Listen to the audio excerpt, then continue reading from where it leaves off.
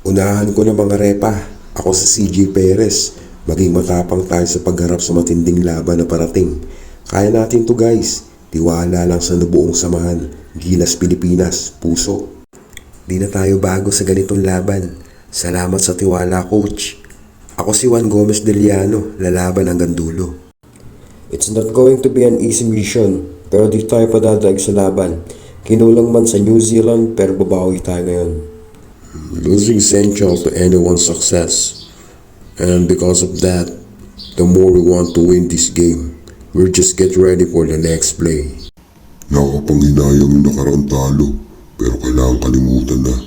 Ang malaga makakabawi pa tayo. Tiwala lang guys, lalaban tayo hanggang dulo. Ako si Junmar Pahardo, Saging Hilaw. Gilas Pilipinas, puso. Pilipino ako at iaangat natin ang bandera ng Pilipinas. Pakita natin kung sino tayo. Hindi lahat ng mahina mananatiling mahina. Hindi lahat ng malakas ay palaging malakas. Pero Pilipino tayo, kaya yung mga malalakas kaya natin pahinain. Bawi tayo guys. Aayon din sa atin yung panahon.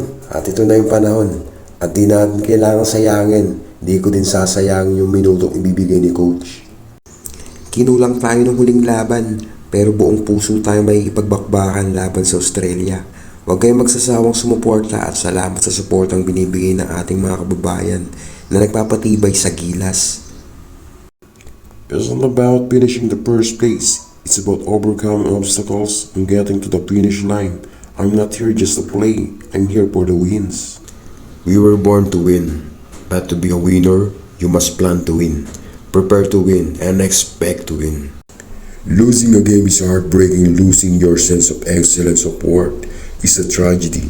Nobody wants to quit when they losing preparation and opportunity. Being ready, it is about having the will to prepare to win. I'm Justin Brownlee, lumalaban para sa Pilipinas, Gilas Pilipinas, puso. Andito lang ako sa gilid guys. Naka 4 finger. Be ready.